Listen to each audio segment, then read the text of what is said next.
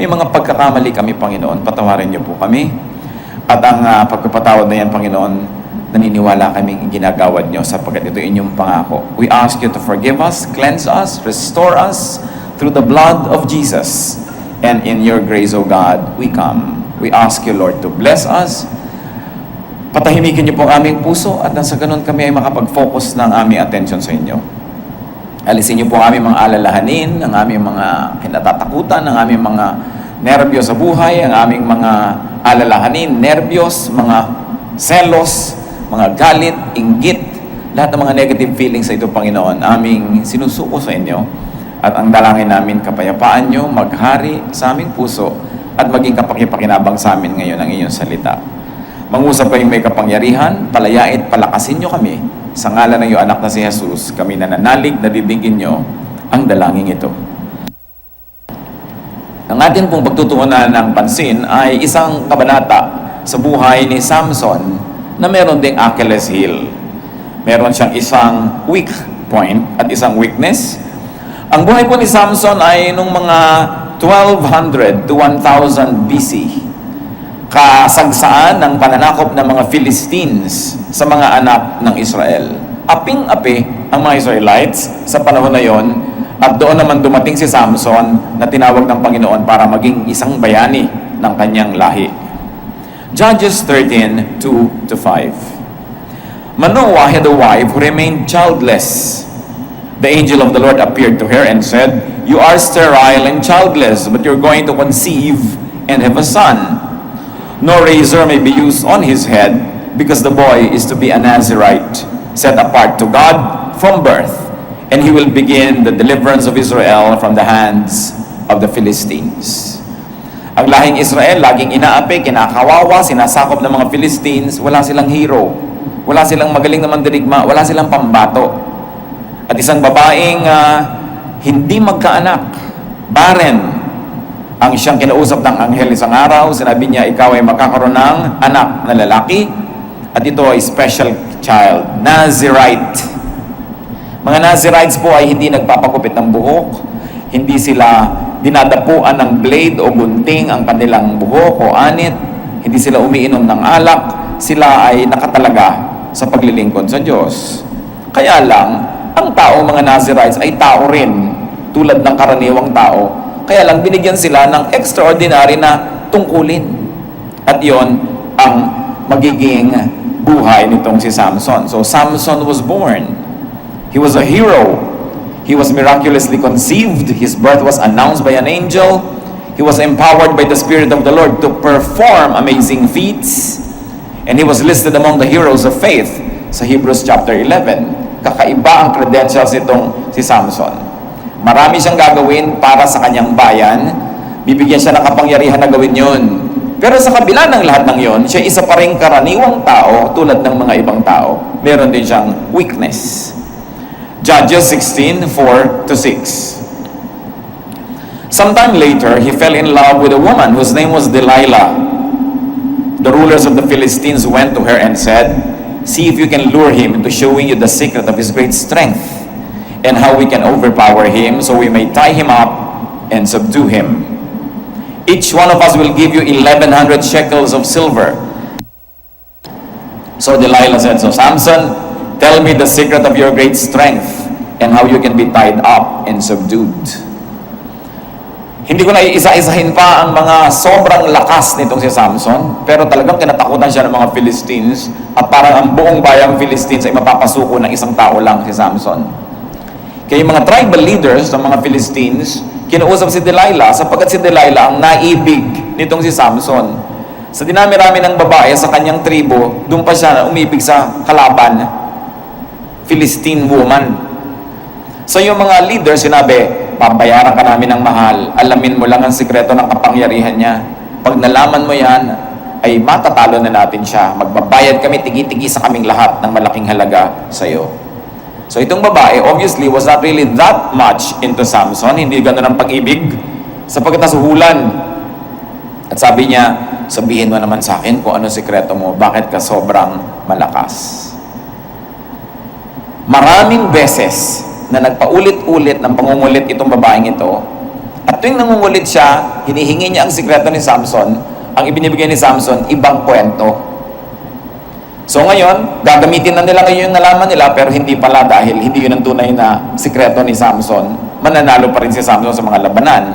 Hanggang ayaw nang tumigil ng babae ito ng kauungot kung ano ba talaga ang sikreto ni Samson. Judges 16:15 to 17. Then she said to him, "How can you say I love you when you won't confide in me? This is the third time you have made a fool of me and haven't told me the secret of your great strength." With such nagging, she prodded him day after day until he was tired to death. So he told her everything. So dinaan niya sa arte. Akala ko ba mahal mo ko? Ba't di mo sinasabi yung totoo? Nagtampo-tampo si babae. Kung ano-ano sinasabi mo, hindi pala yun. Kung talagang mahal mo ako, dapat sabihin mo sa akin yan totoo. Huwag kang maglilihim sa akin. Wala tayong lihiman, etc. etc. At sa hindi niya pagtigil, sobrang narindi na itong si Samson. Sinabi na niya ang lahat-lahat. To make a long story short, nalaman nila na ang lihim ni Samson yung kanyang mahabang buhok, na hindi ito dapat gupitin. So minsan natutulog si Samson sa kandungan ni Delilah, ginupit niya ang buhok. At pagkatapos tinalian niya si Samson.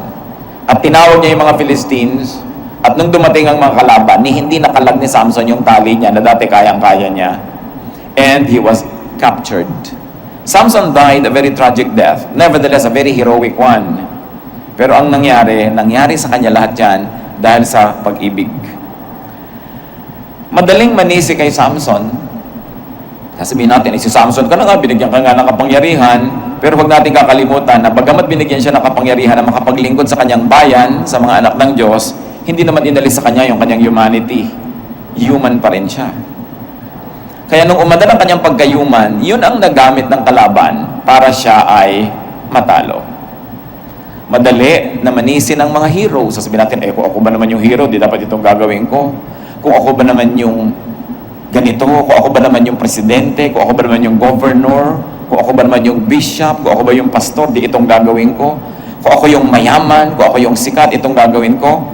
Ang nakakapagsabi lang po ng mga ganyan, yung mga hindi sikat, yung hindi mayaman, yung hindi makapangyarihan. Sapagkat hindi natin alam ang mga hirap, ang mga unique na difficulties noong may kapangyarihan, noong may special talent, o kaya noong mayroong special capacities. Ordinary people have no idea how isolated and lonely and confused the powerful people can be. Hindi natin alam yon. Hindi natin nauunawaan bakit mo yung mga sumisikat na artista at mga rockstars nagda-drugs. Hindi lahat, pero marami. Sasabihin natin, sikat na nga sila, nag-drugs pa. Alam nyo ba kung ano nararamdamang depression at lungkot ng mga halimbawa performers na malayo sa pamilya, nasa iba't ibang cities, nagpe-perform doon, practice ng practice, puyat. Tapos lahat ng tao, hinahangaan sila, gusto silang maangkin, pero iba naman yung minamahal nila, wala naman doon, at malayo sila sa mga mahal nila sa buhay. Alam ba natin ang mga pangungulila ng mga sikat? Alam ba natin ang hirap ng loob? Alam ba natin yung mga top government people kung gaano karaming nang hihingi sa kanila ng mga tao, humihingi ng kabaong, humihingi ng electric fan, humihingi ng mga pampabinyag, pangkasal, tapos ang liit-liit ng sweldo ng mga government people natin, tapos sisisihin natin sila pag sila ay naging corrupt. Alam ba natin ang hirap ng mga sikat, ng mga makapangyarihan? Hindi natin alam yon. Kaya napakadaling manisi, napakadaling magsabing, kung ako siya, itong gagawin ko, o ako siya, ganun. Pero kung tayo po ay ordinaryong tao at hindi tayo tinawag na maging Samson, hindi tayo tinawag na maging governor, hindi tayo tinawag na maging leader, magpasalamat tayo. Kasi si Samson, tulad din siya ng mga ordinaryong tao. Yung ordinaryong tao, may Delilah rin yun baka tatlo pa. Kaya lang hindi masyadong napagtutuunan ng pansin kasi hindi sikat. Kasi hindi makapangyarihan. Kaya tuloy ang kanilang mga pagkakamali at mga kahinaan nananatiling wala sa mata ng publiko. Mahirap na ikaw ay tinitingnan ng napakarami, tapos tao ka rin lang tulad nila, tapos iniisip nila dapat superhero ka tulad ni Samson. So Samson had a very sad ending, and very few people understood him. Kaya dapat natin pag-aralan ang lahat ng ito. At kung babalikan natin, what was Samson's weakness? What was his Achilles heel? It was his attachment to Delilah. At ngayon po natin tingnan 3 Achilles heels, 3 disempowering forces. The 3 Ds. Bakit natin gustong pag-aralan? Because there is a Samson in each one of us. Lahat naman tayo may calling din from God, lahat tayo may talent, lahat tayo may kapangyarihan, pero may mga weaknesses din tayong lahat. What was one D that was a disempowering force in the life of Samson? It was a wrong and unsuitable devotion. In that case, it was a devotion for Delilah. Normal namang umibig, hindi naman talaga napipili ang iniibig. Mapalad yung tao na hindi niya kailangang magkaroon ng posisyon, ng responsibilidad sa bayan, sapagkat mas malaya siyang umibig. Ang nangyari kay Samson, nagkaroon siya ng wrong devotion, love for the wrong person. Pero sino ba sa atin ang laging right person ang namamahal? Nagkakamali ang tao, lalo't tumibok-tibok ang puso. Nakakalimutan ng karunungan, nakakalimutan ng katalinuhan, nakakalimutan ng lahat-lahat pagka umandar si pag-ibig. At ganun ang nangyari kay Samson. It was a wrong devotion for a person. Sometimes it's a wrong devotion for an idea. Nagiging weak point natin yan. Meron kang pinaniwalaan na isang philosophy, isang ism, isang religious thought, at yun ang naging weakness mo, kaya nagkaroon ka ng maraming downfall. Sometimes it is a devotion for a wrong thing. Isang maling pangarap o isang maling material na bagay. Ano ang wrong kung ganon? What is wrong? What is wrong love? Who is a wrong person? What is wrong idea? What is wrong thing? There can be many meanings, but one is that which God calls wrong. So pag tinatawag yun ng Diyos na wrong, hindi wrong. Ngayon, hindi po lahat ng tinatawag ng relihiyon na wrong, tinatawag yun ng Diyos na wrong. Alam nating mas mahigpit ang relihiyon kaysa Diyos sa marami mga bagay. Kaya dapat din, pag nagmamature ka na sa pananalig, na paghihiwalay mo kung ano lang yung opinion ng religious system at ano yung talagang sinasabi ng Diyos. But what is wrong, that which God calls wrong? Also, what is wrong, that which does not do you good. Hindi nakakabuti sa'yo, hindi wrong. That which is not good to you, that which is not good for you, hindi wrong. Kahit ano yun. Pero mula nung nasangkot ka doon, nalugi ka na. Nakalugi-lugi ka na. Nagkaluoy-luoy ka, nalanta ka, nalungkot ka, nasalanta ka, nawasak ka, di wrong for you. Kahit pa maganda, kahit pa kaibig-ibig, kahit ka nais-nais sa biglang tingin, pero it is a bad bargain. In other words, naglalagay ka ng pag-ibig, hindi naman nasusuklian, naglalagay ka ng hirap, hindi naman na papantayan, nagtatanim ka, hindi ka naman umaani, di wrong for you. Yan man ay isang pangarap, yan man ay isang mithiin, isang tao, isang bagay. What is wrong for us? That which makes you a loser. God wants you to be a winner, not a loser. Kaya pag nararamdaman mo, teka, sobrang talong-talo naman yung tao sa deal na ito, then it's a wrong deal for you. Sobrang talong-talo yata ako dito sa profession na ito. Hirap na hirap ako, wala ako napapala. Then it's a wrong profession for you. Sa lugar na kinakalagyan ko ngayon, sobra akong dehado, sobra akong kawawa. Then it's the wrong place for you. Dapat maganda yung bargain. Meron kang binibigay, merong bumabalik sa'yo. Yun ang rule ng mathematics, rule ng balance, rule ng nature. Yun ang law of God. Mark 8:36, what good is it for a man to gain the whole world yet forfeit his soul? Isa niya na bad trade. Sabi, kahit buong mundo maging sa'yo, pa rin kaluluwa na wala, hindi rin magandang exchange yan. It is not good for you. So, a wrong devotion can be our weakness. Dapat iniisip-isip natin, kumusta mga devotion ko? Kanino ko nananalig? Kanino ko sumusunod? Ano ba ang binibigyan ko ng aking puso, pag-ibig, pangarap? Is it good for you? Another disempowering force is desire. Not love. Kanina love love, devotion. But just desire for the wrong object. Pagka meron kang pagnanasa sa isang bagay, be it physical, mental desire, be it emotional or spiritual, you can be gravely disempowered. Kaya yung mga nagtuturo ng Buddhism, isa sa kanilang mga major tenets is to be free from desire. Kasi sinasabi nila, you are a slave of that which you desire for, or which you desire. Pagka meron kang hinahangad, alipin ka ng hinahangad mo na yon. Di ba, kung hinahangad mo, pangarap, susunod-sunod ka. Hinahangad mo, tao, bubuntot-buntot ka kahit nagmumukha ka ng walang kahihiyan. Hindi mo na pinapansin yon. Pagka meron kang naisipan na isang bagay na gustong-gusto mo, kahit na nakakahiya na yung ginagawa mo, kukunin mo pa rin. Because desire can master, can control, and can trivialize people. Bawat desire natin parang tangkay na pwedeng hawakan ni Satanas, hilahin ka doon, susunod ka, kasi yun ang iyong desire. And what is so sad about desire is that the more precious what you desire to be, the more it trivializes you. Pagka ang isang bagay hinahangad mo, nagmumukha kang mumurahin sa harap ng bagay na yon. Nagpapakamura ka, nagpapakaaba, nagpapakakawawa, nagpapakahamak, dahil hinahangad mong makamit ang isang bagay. Therefore, desire can trivialize and minimize your meaning and your value. The less we desire, the more free we become.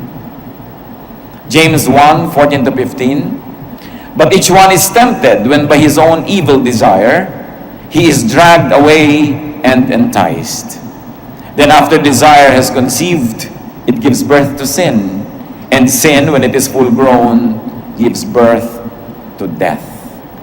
Sabi, ganun lang naman yun eh. Natutokso ka ng gusto mo. Hinihila ka, kinakaladkad ka, inililigaw ka ng mga hinahabol mo sa buhay.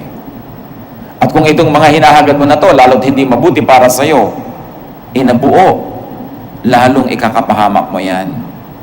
Kasi pag mali ang hinahabol mo, mabuti na lang huwag mong abutan. Pag mali ang hinahangad mo, dapat na lang huwag mong makamit. Kasi pag nakuha mo, lalo kanyang sisirain. Kaya kung minsan may taong hinahabol-habol ka, tapos talagang hindi mo makuha-kuha, tapos naisip mo, ay, hindi naman pala to good bargain, hindi naman bagay sa akin, hindi mabuti sa akin, dapat pasalamatan mo, thank you ha. Salamat, di kita naging akin, di kita nakuha. Kasi, lugi naman nga pala ako kung sa'yo ko napunta. Kaya meron po tayong mga hinahabol mga kapatid na salamat din natin inabutan. May mga ginugusto, salamat hindi ko nakuha. Kasi makakasira lang pala. Kaya hindi lahat ng mga kabiguan na ganyan dapat ipagluksa.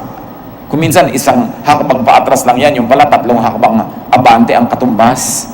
Kasi hindi nangyari, nakabuti pa lalo sa'yo. It is very, very important that we learn to control our desire, especially for wrong objects. Na natututo, natitrain ang ating isip na pumili ng tama. Totoo, nagkakamali tayong lahat. Alam mo na yung mali, yung mga nagawa mo. Di ba nangyayari sa ating lahat yan? Pero habang nagkakamali ka, dapat natututo para pakonti ng pakonti yung mga pagkakamali. Genesis 4:7, if you do what is right, will you not be accepted? But if you do not do what is right, sin is crouching at your door. It desires to have you, but you must master it. Hindi yan crouching tiger, no? Yun daw, alam niyo yung mga tiger na nakakrouch o mga lion, yung nakaupo sila na handang tumalon para ka kuhanin. Sabi, yung nakaabang daw sa labas ng pinto mo na ganoon, kasalanan, nakahandang sumalakay. Nag-iintay lang ng pagkakataon. Sabi, nawa matuto kang pumili. Kasi nakaabang at nakaabang sa'yo ang mga gustong manira. So desire, katulad ng devotion, dapat pinag-iingatan. At isa pa pong D, sa ating 3 disempowering forces, darkness. The dark side.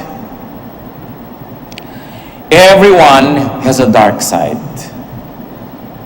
Lahat ng tao, mayroong isang madilim na bahagi ng kanyang puso.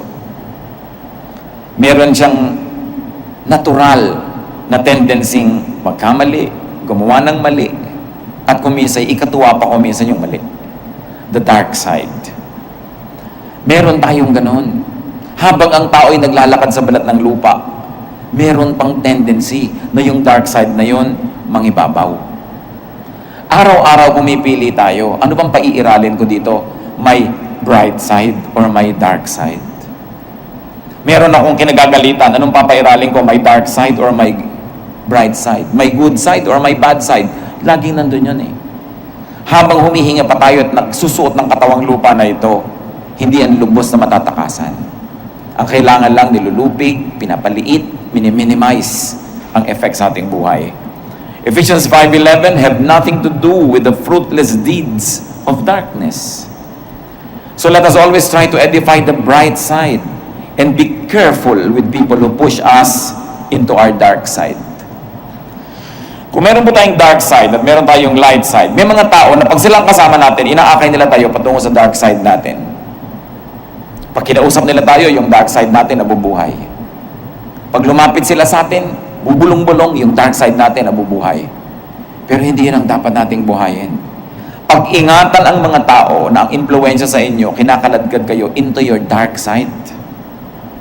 At pahalagahan natin yung mga tao na humihila, nagtuturo sa atin para doon tayo maglakad sa ating bright side.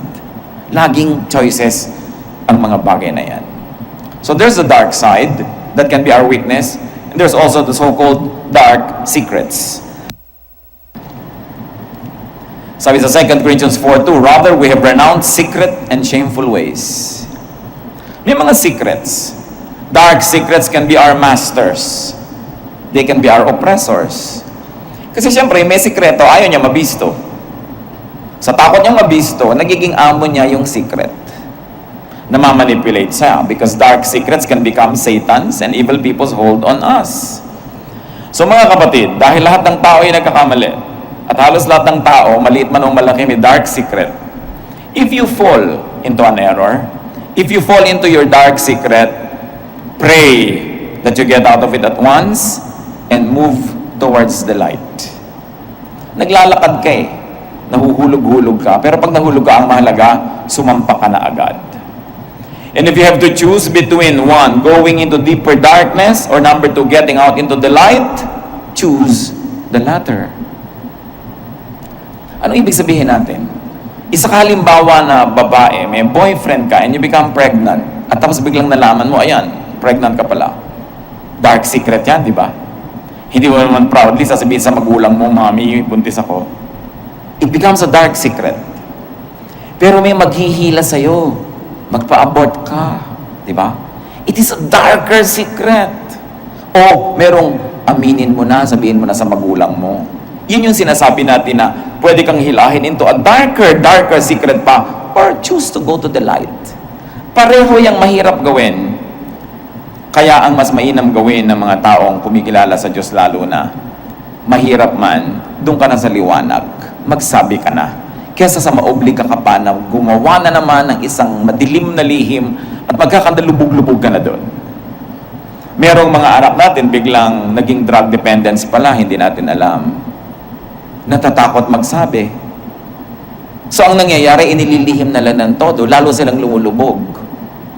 Kasi tayong mga tao, pag meron tayong mahal sa buhay, meron tayong kamag-anak, meron tayong kaibigan na nahulog, natumba, nalagay sa isang dark secret, we must be encouraging enough so that they'll come out and say, I fell into this, sorry, I learned my lesson, and then matuto at iwasan na yon. Kesa sa natatakot sa atin, paparusahan natin, pahihirapan natin, lalo nating itinutulak na ipakalihim-lihim yung lihim nila. Kaya po ang ministry ni Jesus is a ministry of forgiveness. A ministry of restoration. Dahil sa alam ni Jesus, ang lahat ng tao ay nagkasala. Pagka hindi ka nagpatawad, ang lahat ng tao mapipilitan lang itago ang mga kasalanan nila. Ikubli, magpanggap, and to live in hypocrisy. That's why we, though it's difficult for us, to countenance this kind of difficulties coming into our loved ones' lives. But if it does happen, dapat natin piliin is to love, to forgive, to restore. Kasi itutulak natin ang mga mahal natin sa buhay na lalo nang gumawa ng mali. Yung mga nakagastos ng perang hindi nila pera, sa takot na aminin yon, umuutang dito, umuutang doon, para tapal-tapalan, lalong lumalalim ang kanilang pagkakautang, lalong lumulubog sa kanilang kinakalagyan. We have to eliminate and minimize darkness. Ephesians 5:8, for you were once darkness, but now you are light in the Lord. Live as children of light. Huwag nating parusahan yung mga nagkamali na pagkatapos aamin para maituwid yung buhay. Hindi yun ang panahon para magparusahan. Panahon yun para magtulungan. Sabi nga nila, panapanahon lang yan. Who knows? Baka ikaw naman bukas ang malaglag dyan at mga ilangan ng ganun ding kabutihan at kabaitan ng iyong kapwa. 1 Thessalonians 5:5, you're all sons of the light and sons of the day. We do not belong to the night or to the darkness. Kaya pag tayo po'y nahulog sa kadiliman, agad-agad tayong umahon. Hindi na pinag-uusapan, ba't ka nahulog? Nahuhulog ang tao. Pero ang mahalaga, nagpapatagal ka ba dun sa pagkakahulog mo? Nahulog ka, natumba ka sa putik, bumangon ka. Ang pinag-uusapan, naglublob ka na ba talaga at ayaw mo nang umalis dyan sa putikan? We all commit mistakes. And the Lord said, kung sino ang walang kasalanan, mauna nang bumato. Alam natin na walang bumato dun sa babae. Kasi alam naman ng mga tao na pagkamat nagkagalit-galitan sila, gusto nilang parusahan yung nagkamali, pero sila man may mga pagkakamali rin. Ito po ang pinagkaiba ng tunay na Christianity sa ibang mga pananalig. Christianity is a religion of forgiveness. Nakakapagtaka lang kung bakit maraming mga Christian habang umuunlad ang pag-aaral nila sa Biblia, habang sila ay nagiging mas religyoso, kuminsan nagiging less forgiving. Nagiging mas mahigpit, mas mahirap kasama, at mas mahirap pagtapatan dahil hindi ka tatanggapin, hindi ka papatawarin. Hindi yun ang espiritu ni Kristo. That's the spirit of Phariseeism. That was the spirit of the religious leaders of the times of Jesus that He criticized. Nakakapagpalaya talaga ang tunay na espiritu ng Kristyanismo dahil hindi nangungonsinte, pero nagpapatawad at nagbibigay ng panibagong pagkakataon. Sapagkat ang tao, kailangan niya lagi yun, pag-asa, pagkakataon, a new beginning. If your loved one or a family or friend, your brother or sister got deceived and fell into a dark cave, help him get out. The kindness you give now may be the same kindness that you might need to receive tomorrow. Restore your loved one. Huwag nating lalong-lalo na itulak ang mga anak natin, mahal sa buhay, sa lalong kapahamakan. May mga kwento ng mga nanay na nawawala yung anak nilang babae, tagal-tagal nilang hinahanap, tapos makikita na lang nila sa morgue, yung pala nagpa-abort, na-infect, namatay bigla, sobrang nag-bleed. Sasabihin ng nanay, anak, ba't hindi mo sinabi sa amin na ganyan ka pala? Sana natulungan ka namin. Pero, ba't natakot magsabi? Nagbibigay ba tayo ng mga signals na mataas ang standard natin na gusto lang abutin, pero pag nagkulang, mamahalin pa rin natin? Malinaw ba yun? Kaya marami nagsisisi sa huli.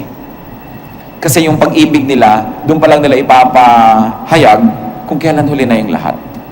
Dapat clear sa atin mga kapatid na ayaw natin ng mali, gusto natin ng maganda, mataas na standard, pero pag ang mahal natin sa buhay, kinapos, alam nila dapat na ganun kalalim ang pag-ibig natin. Na saan man sila mahulog, kaya nating abutin dahil mahal natin sila. At pag ganun ang ating patakaran sa buhay, mawawala ng kapangyarihan itong mga dark forces that destroy us. Life is a gift from God to be lived in power. So anong ginagawa ng tao nagkakamali? Nire-restore para maging powerful siya uli. 2 Timothy 1:7, for God did not give us a spirit of timidity, but a spirit of power. Kaya huwag tayo magpapatalo dyan sa mga tatlong D na yan. Nadadaya nila tayo kung minsan, dinadapuan tayo ng mga ganyang uri ng kapangyarihan na akala natin, kayang-kaya nila tayo. But God did not give us a spirit of timidity, but a spirit of power. And life is a gift to be lived in victory. Paminsan-minsan, nadadapa tayo, natatalo, pero hindi dapat yun ang general rule of life. Because God gives us victory. 1 Corinthians 15:57, but thanks be to God, He gives us the victory through our Lord Jesus Christ. So kung babalikan natin ang kasaysayan ni Samson, and there's a Samson in each one of us, ano kaya ang ating Delilah? Ano kaya ang ating weakness? What could be that devotion or desire or darkness that can disempower you? That must be conquered by God's power. Eliminate, minimize, and avoid what disempowers you. At yung mga na-disempower na yan, napahina, nailugmok, tulungan natin silang tumayo. Sa pagtulong natin sa kanila, tayo man ay napapalakas din. The ministry of Jesus is the ministry of forgiveness and restoration and empowerment. Aming Diyos, kami po ay lumalapit sa inyong banal na presensya.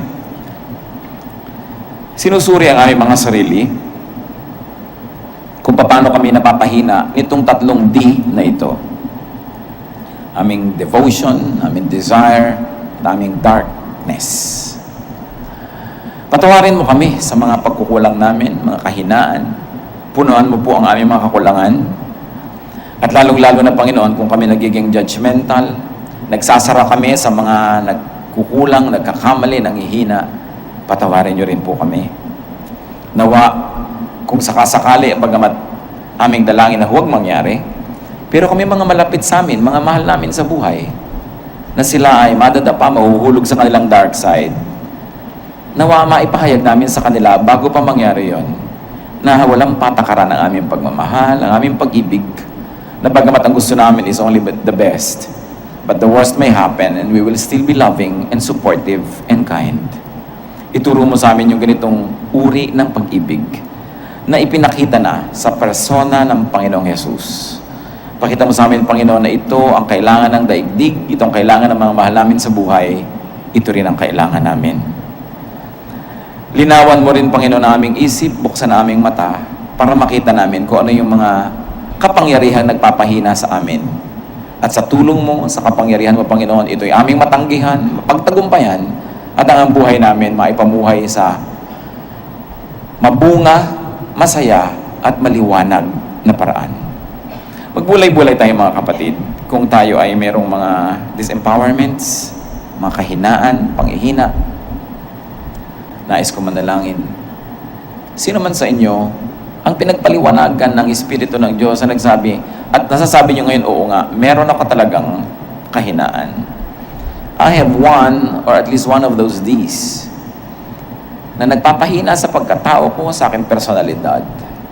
Maaaring ito yung aking darkness, maaaring ito yung aking devotion, o ang aking mga desire. Sino man sa inyo nagsasabing talagang meron akong kahinaan, at nais nyo ngayon ilapit sa Panginoon, mananalangin tayo, tumindig kayo. Ilalapit natin sa Diyos at sama-sama tayong hihingi ng kapangyarihan, lakas sa Kanya. Purihin ang Diyos sa inyong paghahayag ng pangangailangan sa Kanya.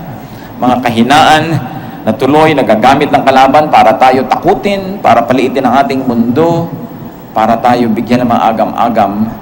Panginoon, tumitindig kami sa iyong harapan, kinikilala ang mga kahinaan namin. Kinikilala na meron kami mga desires or devotion or dark sides na sumisira sa aming pagkatao, sumisira sa aming magandang buhay at nagbibigay ng panganib para sa amin. Panginoon, patawarin niyo po kami. Linisin, palakasin. Inihahain namin sa iyong harapan ang aming mga puso. Inihihingi, Panginoon, ng pagpapalakas ang aming mga kahinaan.